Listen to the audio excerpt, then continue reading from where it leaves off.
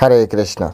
সকলকে আবারও কৃষ্ণপ্রীতির শুভেচ্ছা জানিয়ে আমাদের ধারাবাহিক শ্রীমদ্ ভাগবত গীতার ক্লাসে আপনাদেরকে স্বাগতম জানাচ্ছি। আজ আমরা শ্রীমদ্ ভাগবত গীতার অন্তর্গত অষ্টম অধ্যায়ের 11 নম্বর শ্লোক নিয়ে আলোচনা করব। শ্লোকটি 10 নম্বর শ্লোকের সাথে একটি রিলেটেড। 10 নম্বর শ্লোকে আমাদেরকে বলা হয়েছে যে ভ্রুযুগলের মাধ্যমে ভ্রুযুগলের মধ্যে প্রাণবায়ুকে রেখে আমাদের ভগবানকে স্মরণ করতে হবে। তো এটি কিভাবে করতে হবে, কোন পন্থা, কোন নাম জপ করতে হবে, এইসব বিষয়ে এই শ্লোকে ডিটেলস এখানে জানানো হচ্ছে। অ্যাকচুয়ালি 3টা শ্লোকে এখানে জানানো হবে, তো সেজন্য পুরো ভিডিওটি আপনারা দেখবেন। আর যাদের কাছে বই আছে, ভিডিও দেখার পরে একবার বই পড়লে আপনি অত্যন্ত সহজে সুন্দরভাবে বুঝতে পারবেন। তো চলুন শুরু করি। নম ওম বিষ্ণুপাদায় কৃষ্ণপৃষ্ঠায় ভূতলে শ্রীমতী ভক্তিবেদান্ত স্বামিনীতে নামিনে নমস্তে সারস্বতী দেবী গৌরবাণী প্রচারিণে নির্বিশেষ শূন্যবাদী পাশ্চাত্য দেশতারিণে বাঞ্ছা কল্পতরুর্ভৈশ্চ কৃপা সিন্ধুভ্যেব চ পতিতানাং পাবনেভ্যো বৈষ্ণবেভ্যো নমো নমঃ। জয় অনন্ত কোটি বৈষ্ণববৃন্দ কি জয়, শিলা প্রভুপাদ কি জয়, নিতাই গৌর সীতানাথ প্রীতি প্রেমানন্দে হরি বল। হরে কৃষ্ণ। ওম নমো ভগবতে বাসুদেবায়। ওম নমো ভগবতে বাসুদেবায়। ওম নমো ভগবতে বাসুদেবায়। শ্রীমদ্ ভাগবত গীতা অষ্টম অধ্যায় অক্ষর ব্রহ্মযোগ, শ্লোক নম্বর 11। যদাক্ষরাম বেদবিদ বদন্তি বিশন্তি যত যতয়া বিতরাগা যদিচ্ছ্বান্ত ব্রহ্মচর্যবাম চরন্তি ত্বত্তে পদম সংগ্রহেণ প্রবক্ষ্যে। যদাক্ষরাম বেদবিদ বদন্তি বিশন্তি যত যতয়া বিতরাগা যদিচ্ছ্বান্ত ব্রহ্মচর্যম চরন্তি তত্তে পদম সংগ্রহেণ প্রবক্ষ্যে। হরে কৃষ্ণ। তো এখন আমরা এই সংস্কৃত শ্লোকে ছিল প্রভুপাদ কর্তৃক যে বাংলা ভাষানুবাদ দেওয়া হয়েছে, সে ভাষানুবাদ আমরা শ্রবণ করব। অনুবাদ: বেদবিদ পণ্ডিতেরা যাকে অক্ষর বলে অভিহিত করেন, বিষয়ের আসক্তি শূন্য সন্ন্যাসীরা যাতে প্রবেশ করেন, ব্রহ্মচারীরা যাকে লাভ করার ইচ্ছায় ব্রহ্মচর্য পালন করেন, তার কথা আমি সংক্ষেপে তোমাকে বলবো। আমি আরেকবার অনুবাদটি পড়ছি। বেদবিদ পণ্ডিতেরা যাকে অক্ষর বলে বিহিত করেন, বিষয়ে আসক্তি শূন্য সন্ন্যাসীরা যাতে প্রবেশ করেন, ব্রহ্মচারীরা যাকে লাভ করার জন্য ব্রহ্মচর্য পালন করেন, তার কথা আমি সংক্ষেপে তোমাকে বলবো। হরে কৃষ্ণ। জয় শিলা প্রভুপাদ কি জয়। তো এখন আমরা এই শ্লোকের উপরে শিলা প্রভুপাদ কর্তৃক যে তাৎপর্য দেওয়া হয়েছে, সাথে সাথে ছিল বলদেব বিদ্যাভূষণ এবং বিশ্বনাথ চক্রবর্তী ঠাকুর, ওনারা যে তাৎপর্য প্রদান করেছেন, সেই তাৎপর্যের আলোকে আমরা এই শ্লোকটি হৃদয়ঙ্গম করার চেষ্টা করব। এই শ্লোকের তাৎপর্য বলতে যে প্রথমে আমরা ছিল বিশ্বনাথ চক্রবর্তী ঠাকুরের যে বিষয় উনি বলেছেন, সেই বিষয়গুলি আমরা একটু অনুভব করার চেষ্টা করব, যাতে আমাদের বুঝতে সুবিধা হয়। বিশ্বনাথ চক্রবর্তী ঠাকুর বলছেন যে এর আগের শ্লোকে পরমেশ্বর ভগবান বললেন, ভ্রুব মধ্যে প্রাণ অবেশ্য সম্যক স্বতম পরমম পুরুষাম উপেতি দিব্যম। অর্থাৎ ভ্রুযুগলের মধ্যে প্রাণবায়ুকে স্থাপন করে পরমেশ্বর ভগবানকে স্মরণ করেন, তিনি অবশ্যই সেই দিব্য পরম পুরুষকে প্রাপ্ত হন। এখন ভ্রুযুগলের মাধ্যমে পরমেশ্বর ভগবানকে তো স্মরণ করতে বলা হচ্ছে, কিন্তু বিশ্বনাথ চক্রবর্তী এখানে একটা নিজেই এই ধরনের প্রশ্ন করছেন। তিনি বলছেন যে ভ্রু মধ্যে প্রাণকে আবিষ্ট করিয়া এইমাত্র উক্তি হইতে যোগ দ্বারা জানা যায়, তা হইলে সেই যোগের প্রকার কি, হ্যাঁ, জপ্য কি, মানে কি জপ করতে হবে, আর ধেয় বা কি, প্রাপ্যই বা কি, ইহাও সংক্ষেপে বলো, এই অপেক্ষায় বলিতেছেন। অর্থাৎ এই যে বিষয়, এই বিষয়ের উপরে পরমেশ্বর ভগবান তিনি আবার বলতে শুরু করেছেন। যে এখানে প্রশ্ন আসছে যে ঠিক আছে, ভ্রুযুগলের মধ্যে আমি প্রাণবায়ুকে রেখে আমি ঠিক কী নাম জপ করব, কি নাম জপ করব, বা সেখানে প্রাপ্য কি হচ্ছে, আমার কি প্রাপ্তি হবে। তো এই যোগের প্রকার কি সেই বিষয়গুলো ডিটেলস পরমেশ্বর ভগবান তিনি আবার পরবর্তী শ্লোকগুলোতে বলছেন। তাই এখানে প্রথমে বলা হচ্ছে যে যদ অক্ষরম বেদবিদ বদন্তি, যদ অক্ষরম বেদবিদ বদন্তি, এই যে বেদবিদ বদন্তি এই ধরনের একটি শ্লোক শ্রীমদ্ ভাগবতমেও কিন্তু রয়েছে। বলা হচ্ছে বদন্তি তত্ত্ববিদ যদ জ্ঞানম অদ্বয়ম ব্রহ্মেতি পরমাত্মেতি ভগবানীতি শব্দতে, বদন্তি তত্ত্ববিদগণ, আর এখানে আছে বেদবিদগণ, বেদবিদ বদন্তি, বদন্তি বেদ, এখানে আছে যদ অক্ষরম বেদবিদ বদন্তি, আর ওখানে শুরু হচ্ছে বদন্তি তত্ত্ববিদ, অর্থাৎ তত্ত্ববিদগণ বলে থাকেন, আর এখানে যদ অক্ষরম বেদবিদ বদন্তি, শ্লোকে প্রায় সেম কথা। অর্থাৎ যত অক্ষরম, যত মানে যাকে, অক্ষরম মানে অবিনাশী, খর বলা হচ্ছে খর, হ্যাঁ মানে হচ্ছে বিনাশ, আর অক্ষরম মানে হচ্ছে অবিনাশী, হ্যাঁ বেদবিদগণ যাকে বলে থাকেন। হ্যাঁ তারপরে অর্থাৎ বেদবিদ পণ্ডিতেরা যারা চতুর্বেদী পণ্ডিতেরা যাকে অক্ষর বলে থাকেন, যদ অক্ষরম, অক্ষর মানে অবিনাশী, অক্ষর বলে অভিহিত করেছেন। বিশন্তি জাতয় বিতরাগা, বিতরাগা মানে হচ্ছে সন্ন্যাসী, জাতয়, জ্যোতি মানে হচ্ছে সন্ন্যাসী, জাতয় মানে হচ্ছে সন্ন্যাসীগণ। হ্যাঁ বিশন্তি মানে হচ্ছে প্রবেশ করেন, আর বিতরাগা মানে হচ্ছে বিষয় আসক্তি শূন্য, বিতরাগা। তো এখানে খুব সুন্দরভাবে বলা হচ্ছে যারা, যে সকল সন্ন্যাসীরা বিষয় আসক্তি শূন্য এবং তারা এই অক্ষরের মানে হচ্ছে ধ্যান করেন, অক্ষরের ধ্যান করেন। সন্ন্যাসীরা কেন অক্ষরের ধ্যান করে? সাধারণত আমরা ইস্কন বা গৌরীয় মঠে আমরা দেখি সন্ন্যাসীরা শ্রীকৃষ্ণের ধ্যান করেন, শ্রীকৃষ্ণের নাম অক্ষর, কিন্তু এখানে সন্ন্যাসীদের ক্ষেত্রে অক্ষরের কথা কেন বলা হচ্ছে?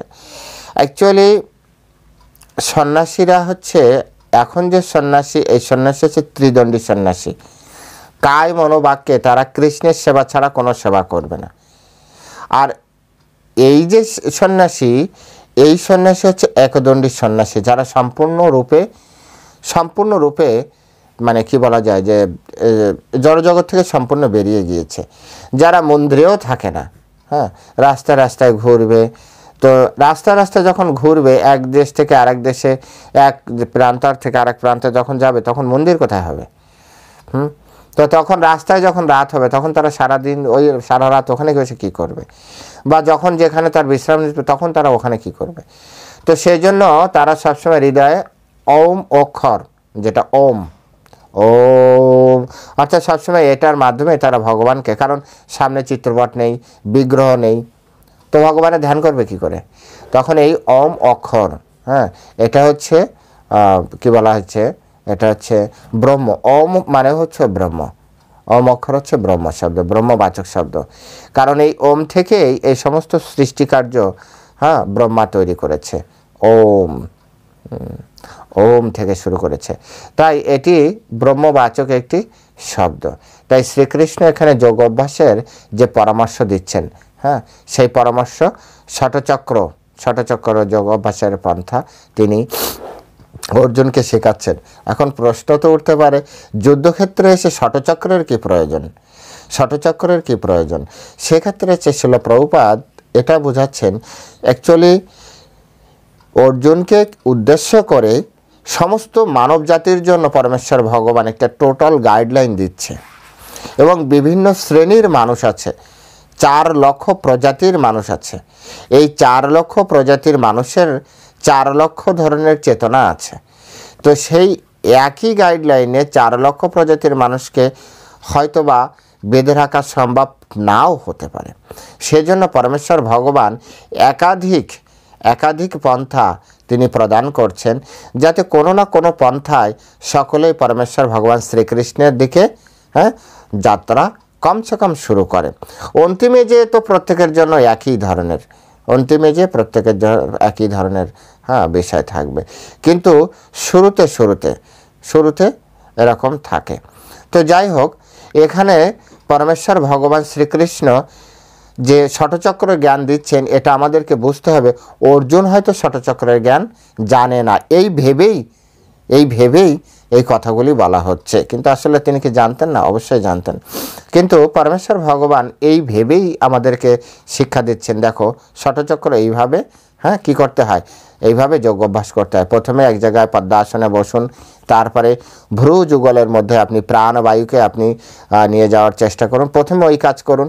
প্রাণবায়ু যখন ভ্রু যুগলে চলে গিয়েছে, তখন আপনি যে যদ অক্ষরম, সেই অক্ষর ব্রহ্ম, কারণ আপনার তো চোখ এরকম হয়ে থাকবে, মানে চোখ উপরের দিকে উঠে থাকবে, এইখানে থাকবে অথবা কিভাবে থাকবে, তো সেই সময় আপনি পরমেশ্বর ভগবান, আমরা যেমন বিগ্রহ দেখে নাচানাচি করছি, পরিক্রমা করছি, কীর্তন করছি, তো বাইরে বসে তো এটি সম্ভব নয়। বাইরে বসে যেহেতু এটি সম্ভব নয়, আপনি ধ্যান করছেন, তো সেক্ষেত্রে আপনার ওম অক্ষর আপনাকে জপ করতে হবে, ওম অক্ষর জপ করতে হবে। তাই এটি পরমেশ্বর ভগবান এখানে শিক্ষা দিচ্ছেন, হ্যাঁ, এবং পরবর্তী শ্লোকগুলোতে সেই সব পন্থাগুলো আরও সুন্দরভাবে শিক্ষা দিবেন। পরমেশ্বর ভগবান শ্রীকৃষ্ণ এখানে ব্যাখ্যা করছেন যে যদিও ব্রহ্মতত্ত্ব অধ্যায় কোনো দ্বিতীয় নেই, কিন্তু তথাপি এই যে শব্দ অক্ষর ওম, এটা কিন্তু ব্রহ্মবাচক। আবারও বলছি, এটি ব্রহ্মবাচক।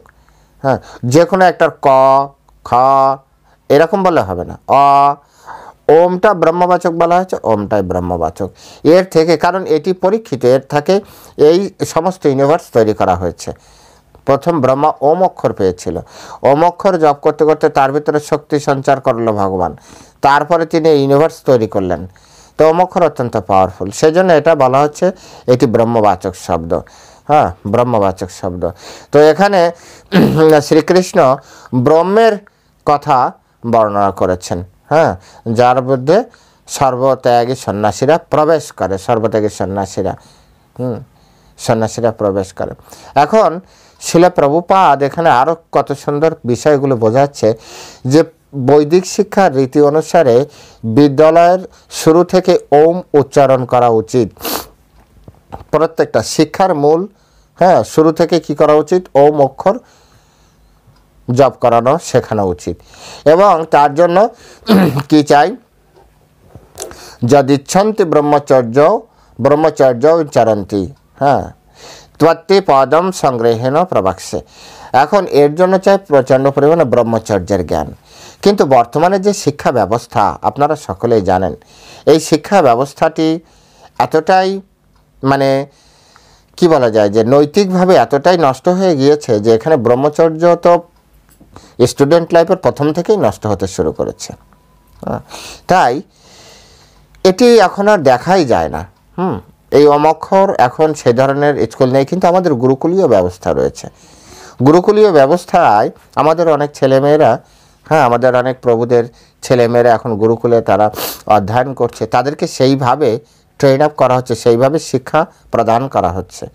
ছোটোবেলা থেকে কিভাবে ব্রহ্মচর্য পালন করার অভ্যাস শেখানো যায়। অ্যাকচুয়ালি ব্রহ্মচর্য পালন না করলে বৈদিক সাহিত্যের যে সূত্রগুলো, সেই সূত্রগুলো আমাদের ব্রেনে ক্যাচ করতে পারে না, এটি অনেকে বলে থাকেন। বিশেষ আমাদের বেদের যে এক একটা সূত্র, এই সূত্রগুলো ব্রহ্মচর্যের সাথে একেবারে 100% কানেক্টেড, 100% কানেক্টেড। সুতরাং উইদাউট ব্রহ্মচর্য আমরা কখনো, হ্যাঁ, এই কি করতে পারি না, বেদকে আমাদের জীবনে অ্যাপ্লাই করতে পারছি না। ফলে বেদ আমাদের কাছ থেকে হারিয়ে যাচ্ছে। কারণ বিষয় কিন্তু শুধু পড়ার নয়, বিষয় হচ্ছে প্র্যাকটিক্যাল, আপনার যে বাস্তবসম্মত উপায় আমাদের জীবনে কি উপলব্ধি আসছে, বাস্তবসম্মতভাবে আমাদের জীবনে আমরা কিভাবে প্রয়োগ করতে পারছি, এবং বাস্তবসম্মতভাবে আমাদের জীবনের কতটা দরকার আছে। বেদ এত বড় বই, আপনি পড়লেন কিন্তু আপনি তার কিছুই বুঝতে পারলেন না, বা আপনি বুঝেও আপনার নিজের জীবনে কিছু প্রয়োগ করতে পারলেন না। আপনি যজ্ঞ করছেন, যজ্ঞ করেই যাচ্ছেন, ঘি ঢেলেই যাচ্ছেন, কোনো দেবতা আসছে না। কিন্তু ওখানে লেখা রয়েছে দেবতা আসবে, কিন্তু দেবতা আসছে না। ভুলটা কোথায় আছে? কোথায় ভুল আছে? যখন দেবতা আসছে না, ধীরে ধীরে কি হচ্ছে, যজ্ঞ করার উদ্দেশ্যে ফল প্রাপ্তি করা, ফল প্রাপ্তি হচ্ছে না, ধীরে ধীরে বলে এই যজ্ঞটজ্ঞ এগুলো সব বানোয়াটভাবে লেখা হচ্ছে, কল্পনা করে লেখা হচ্ছে, কোনো কাজ হচ্ছে না। ছাড়ো এই বই, প্র্যাকটিক্যাল এই পড়ার থেকে আমরা যদি বিজনেস ম্যানেজমেন্ট নিয়ে পড়ি তাহলে অনেক বড় বিজনেস তৈরি করতে পারবো। হ্যাঁ, এটা তো ঠিক কথা। চলে গেল বেদ, আসলো বিজনেস ম্যানেজমেন্ট। তো এগুলো আমাদেরকে বুঝতে হবে যে কীভাবে ক্রমান্বয়ে সব কিছু হারিয়ে যাচ্ছে। কিন্তু ওইগুলি ঠিক কার্যকর করার জন্য কী চাই? প্রচণ্ড পরিমাণে ব্রহ্মচর্য থাকা চাই। ব্রহ্মচর্য থাকলে মন একাগ্র থাকে, ব্রহ্মচর্য থাকলে ভগবানের সাথে কানেক্টেড হওয়া যায়। আমাদের এখানে আমরা প্রায় দেখেছি, আপনারা যারা এখানে আসেন তারাও অনেকে দেখে থাকবেন, আমাদের এখানে ভগবান নৃসিংহদেবের নৃসিংহ চতুর্দশীতে বড় করে একটা যজ্ঞ করা হয় এবং প্রায় প্রতিটা যজ্ঞের শেষে, যখন যজ্ঞের ঠিক শেষ হতে যায়, রোদ কিন্তু যজ্ঞের শুরুর দিকে রৌদ্র থাকে, কিন্তু যজ্ঞের শেষের দিকে যে এত মেঘ কালো করে হুড়মুড় করে কোথা থেকে যে বৃষ্টি আসে, আবার যজ্ঞ যখন শেষ হয়ে যাবে আবার বিকেলবেলা আবার শুরু হয়ে যাবে, রৌদ্র শুরু হয়ে যাবে, দুপুরের পর থেকে আবার রৌদ্র শুরু হয়ে যায়। আশ্চর্য। যজ্ঞ হলে ইন্দ্রদেব আসবে, আর ইন্দ্রদেব আসলে বৃষ্টি হবে, এটা হচ্ছে স্বাভাবিক নীতি। হ্যাঁ, তো এটি ফল আপনি বুঝতে পারবেন, কিন্তু তার জন্য কি চাই? তার জন্য আপনার সব কিছু পিওর হওয়া চাই। আপনি যে অর্থায়ন করে সেটি পিওর হওয়া চাই, অর্থ পিওর হয়। অর্থ কীভাবে পিওর হবে? অর্থাৎ যে পরিষ্কারভাবে কষ্ট, মানে কোনো রকম ভেজাল নেই, পরিষ্কারভাবে কষ্ট উপার্জিত অর্থ।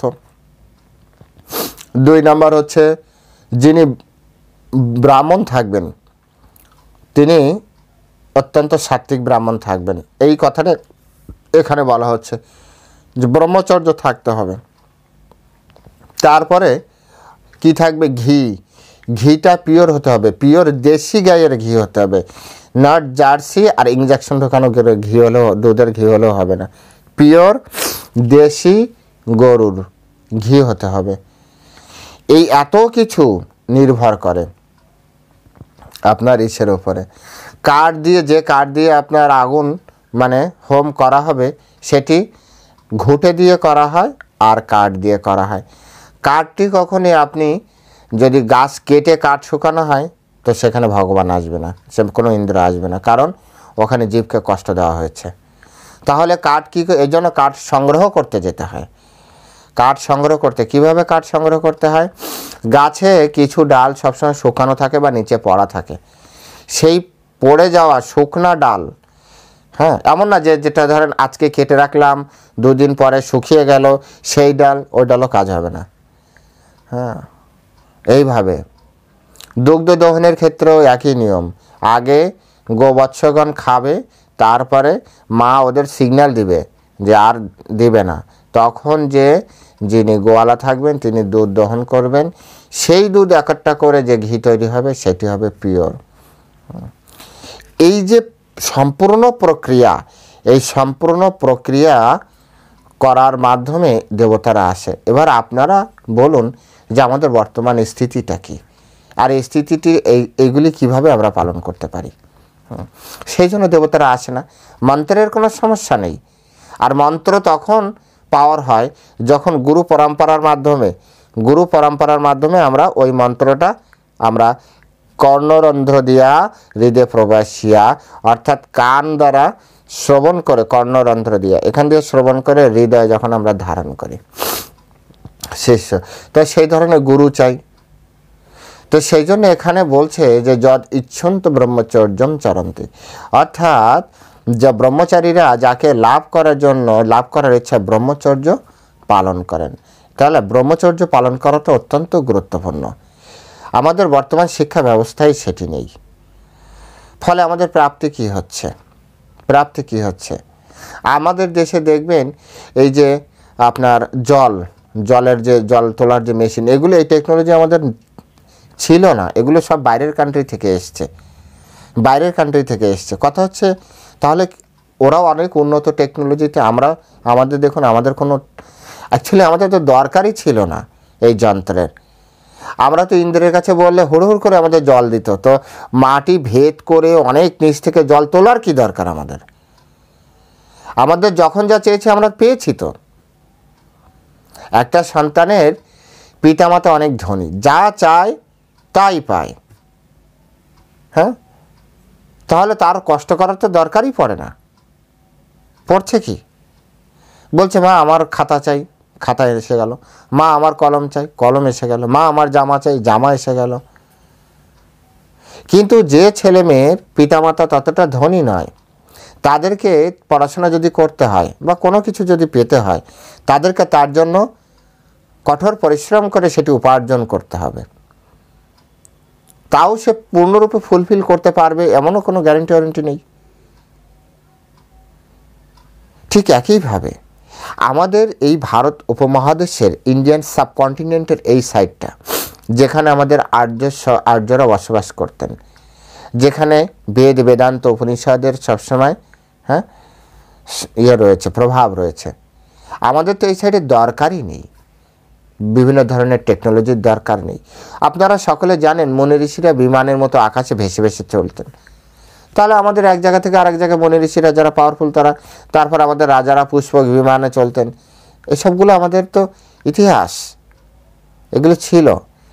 সুতরাং আমাদের যে ওই ধরনের টেকনোলজির কোনো দরকারই ছিল না। এখন অনেক বড় বড় সুন্দর সুন্দর অস্ত্র তৈরি করছে বিদেশিরা, বলা হচ্ছে দেখো কত উন্নত অস্ত্র তৈরি করেছে। কোন অস্ত্র আছে যে অস্ত্র গুলি বেরোনোর পরে সেটা আবার ব্যাক করা সম্ভব? আছে এরকম কোনো অস্ত্র? বেরিয়েছে এরকম কোনো অস্ত্র যে কোনোভাবে গুলি করা হয়েছে, ধরুন করার পরে সেটি তারপরে মনে হলো যে টার্গেটটা ঠিক হয়নি, তো সেই গুলিটা আর কি ব্যাক নিয়ে আসা যাবে? কিন্তু আমাদের অস্ত্র দেখুন, অর্জুন ব্রহ্মাস্ত্র নিক্ষেপ করেছিল অশ্বত্থামার ব্রহ্ম অস্ত্রকে কাটার জন্য। পরবর্তীতে কৃষ্ণ বলল দুটি ব্রহ্মাস্ত্র যদি পাশাপাশি এরকম সংঘর্ষ হয় ব্রহ্মাণ্ড ধ্বংস হয়ে যাবে, অর্জুন তুমি তোমার ব্রহ্মাস্ত্র ব্যাক করো। অর্জুন সাথে সাথে তার ব্রহ্মাস্ত্রকে ব্যাক করলেন। অস্ত্র বেরিয়ে গিয়েছে, সংঘর্ষের জন্য পথে অর্জুনের কাছে এমন টেকনোলজি ছিল, এমন মন্ত্র ছিল, তিনি সাথে সাথে ব্রহ্মাস্ত্রকে আহ্বান করলেন, আবার ফিরে আসলেন। তাহলে কি হল? এই হচ্ছে আমাদের টেকনোলজি, এটা হচ্ছে আমাদের টেকনোলজি। সুতরাং আমাদের যে টেকনোলজি, এই টেকনোলজিটার পাওয়ার জন্য অবশ্যই ব্রহ্মচর্য অত্যন্ত দরকার। শিলা প্রভুপাদ এই ব্রহ্মচর্যের উপরে অত্যন্ত জোর দিয়েছেন। তাই তিনি সারা বিশ্বব্যাপী গুরুকুলীয় শিক্ষা ব্যবস্থা করেছেন। গুরুকুল যদি না থাকে তাহলে ব্রাহ্মণ তৈরি হবে না। ব্রাহ্মণ ব্রহ্মচর্য একসাথে যুক্ত আছে। তাই সারা পৃথিবীতে তিনি প্রায় 108টার মতো গুরুকুল তৈরি করে গিয়েছেন। এরপরে তো আরও প্রচুর পরিমাণে, এখন তো অ্যাজ ইট ইজ আমি নিজেও জানি না যে কত আপনার গুরুকুল রয়েছে। তো সেজন্য এটি অত্যন্ত দরকার, ব্রহ্মচর্যটা অত্যন্ত দরকার। ব্রহ্মচর্য না থাকলে আমরা ওম অক্ষর কাজ করবে না, কোনো কিছু কাজ করবে না, সমাজ ব্যবস্থা নষ্ট হয়ে যাবে। উন্নত মানুষ তৈরি করার জন্য ব্রহ্মচর্য দরকার আছে। হ্যাঁ, উন্নত আত্মাকে আহ্বান করার জন্য, ধরিত্রীর বুকে নিয়ে আসার জন্য ব্রহ্মচর্য দরকার আছে। সব মিলে সব কিছু, এবং ভগবানকে প্রাপ্তির জন্য এমন কোনো একজন মহাত্মাকে দেখাতে পারবেন না যিনি পারমার্থিক তত্ত্ব প্রাপ্তির জন্য তিনি তপস্যা করছেন, ব্রহ্মচর্য করছেন না, ব্রহ্মচর্য পালন করছেন, এমন একজন মহাত্মা দেখাতে পারবেন না। সে হতে পারে কৃষ্ণের, হতে পারে সে হতে পারে শিবের, হতে পারে রামচন্দ্র উপাসক, হতে পারে কালীর উপাসক, দুর্গার উপাসক, গণপত্য উপাসক, ব্রহ্মচর্য পালন করেনি পারমার্থিক তত্ত্ব, সেই জন্য পারমার্থিক তত্ত্ব নাম দিলাম। আধ্যাত্মিক তত্ত্বের জায়গায় আপনি আপনার ইষ্টদেবের নাম লাগিয়ে দেখুন, দেখবেন যে সূত্রটা হচ্ছে অবশ্যই আপনাকে ব্রহ্মচর্য পালন করতে হবে। সুতরাং ব্রহ্মচর্যর অবশ্যই দরকার আছে। ব্রহ্মচর্যবিহীন আমাদের কোনো কিছু সঠিকভাবে প্রাপ্তি হবে না, এটা পরিষ্কার। তাই বলছে যে এখানে যে ব্রহ্মচারীরা যাকে লাভ করার ইচ্ছা ব্রহ্মচর্য পালন করেন। পরমেশ্বর ভগবান এই শ্লোকের মাধ্যমে বোঝালেন যে আধ্যাত্মিক বা পরমতত্ত্ব বা পরমেশ্বর ভগবান শ্রীকৃষ্ণকে বা তার ইষ্টদেবকে প্রাপ্তির ইচ্ছায় তাকে অবশ্যই ব্রহ্মচর্য পালন করতে হবে। শুধু ওম অক্ষর ওম ওম, আপনি কোনো একটা মেডিটেশন সেন্টারে গেলেন, আধা ঘন্টা ওম ওম করলেন আর ভগবান এসে আপনার সামনে এসে অমৃতের কলস নিয়ে দাঁড়াবে, এটা হবে না, এটা সম্ভব নয়।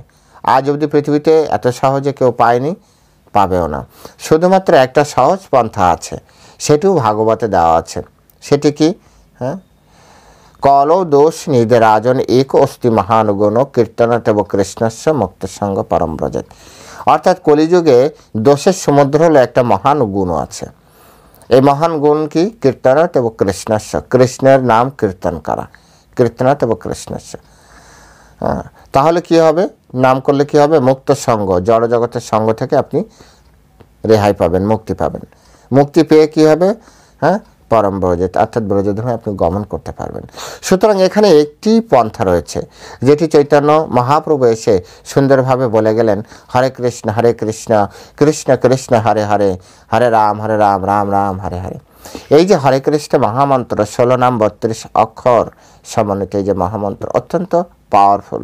ভক্তি বিনোদ ঠাকুর খুব সুন্দরভাবে বললেন, এনেছি ঔষধি মায়া নাশিবারও লাগি। এটি হচ্ছে এই জড়জগতে মায়া নাশ করার জন্য অত্যন্ত গুরুত্বপূর্ণ একটি মন্ত্র, অত্যন্ত পাওয়ারফুল মন্ত্র, যেটাকে বলা হয় মহামন্ত্র। কারণ এই জড়জগতে অনেক মন্ত্র আছে, অনেক মন্ত্র আছে, বেদে প্রচুর পরিমাণে মন্ত্র আছে, বিভিন্ন উপনিষদে মন্ত্র আছে। এই মন্ত্রগুলো কিন্তু সবগুলি কার্যকর।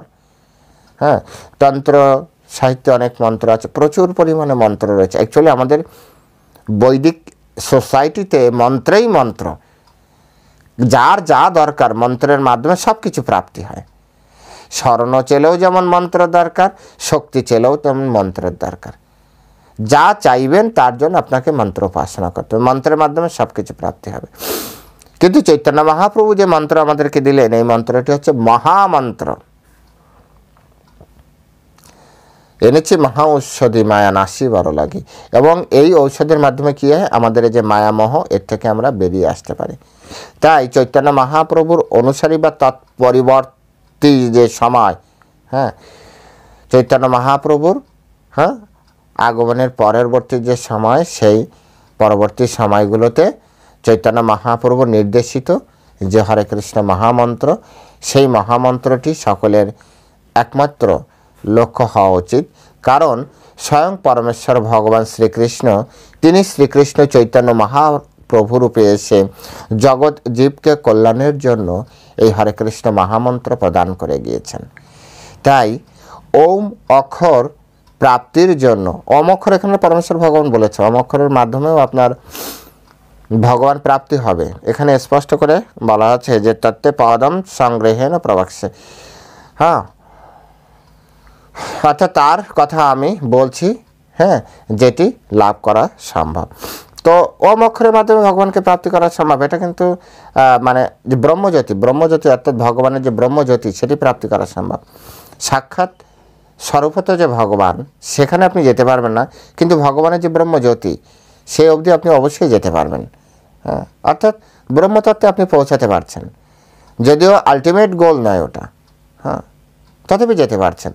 কিন্তু পরমেশ্বর ভগবান চৈতন্য মহাপ্রভু দেখলেন কলিযুগের মানুষের যে স্থিতি, এখানকার মানুষের যে অবস্থান, এই অবস্থায় ব্রহ্মচর্য পালন নেই, এই অবস্থায় খাদ্য ঠিক নেই, এই অবস্থায় কোনো কিছু ঠিক নেই, আমাদের কোনো কিছু ঠিক নেই।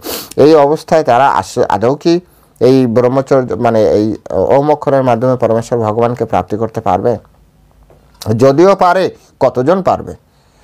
একদম পারবে না বললে এটা ডাহা মিথ্যা কথা হবে বা ঠিক হবে না। মানুষ আমাকেই বলবে যে প্রভু আপনি জগতের কোনো খোঁজই রাখেন না। এটা সত্য, এটা সত্য।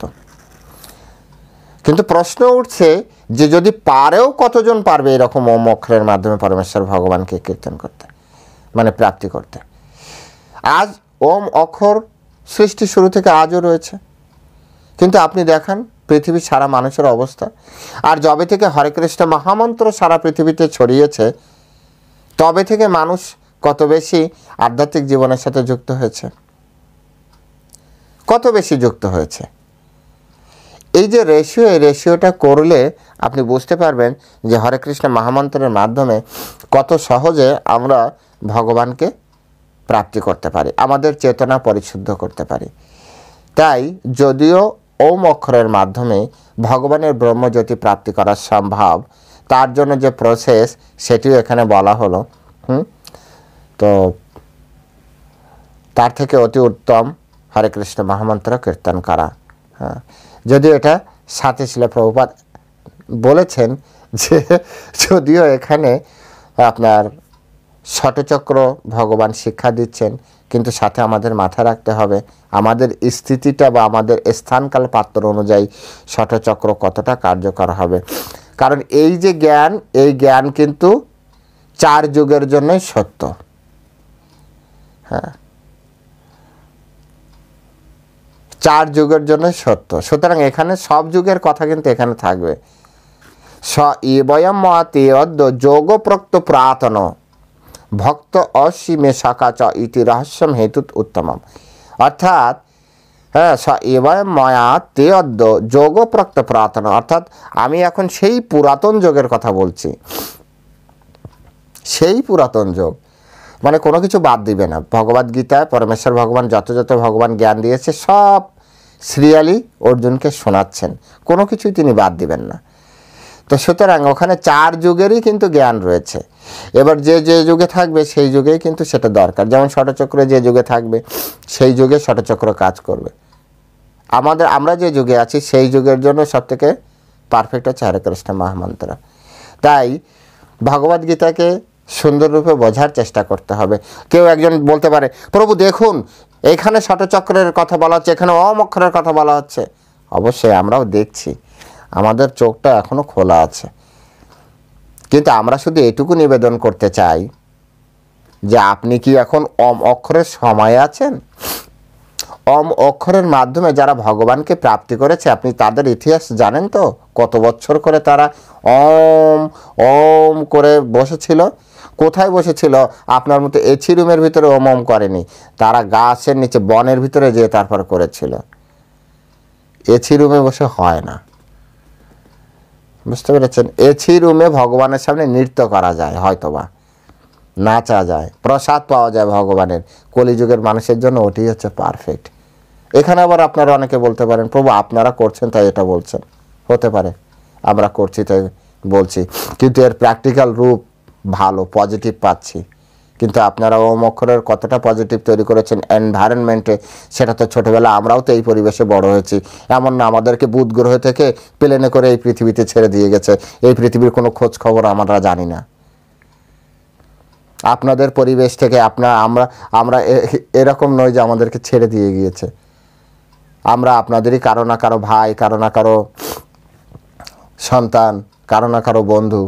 আপনাদেরই আশেপাশে থেকে আমরা পড়াশোনা করে তারপরে আপনাদেরই পাশে আপনাদের সাথে অনেকের সাথে খেলাধুলা করে বড় হয়েছি। তাই পৃথিবীর আশেপাশে কি হচ্ছে ওম অক্ষরের মাধ্যমে তার একটা ছোটোখাটো ধারণা আমাদেরও আছে। সেই জন্য সবথেকে কার্যকর যে সত্য, যেটা তো চরম সত্য, সেটি হচ্ছে হরে কৃষ্ণ মহামন্ত্রের মাধ্যমে মানুষ বর্তমানে অধিক ধর্মীয় জীবনে অগ্রসর হচ্ছে। এটি সত্য, এটা সকলে মেনে নেওয়াই হচ্ছে বেটার। আমরা বলছি না যে ওম করা যাবে না, কিন্তু ওমের যে স্থিতি দরকার সেই স্থিতিটা আমাদের কোথায় সেটি হচ্ছে মূল দেখার বিষয়। তো আজ এ পর্যন্তই। সকলে ভালো থাকবেন। হরে কৃষ্ণ। জয় শ্রীল প্রভুপাদ কি জয়।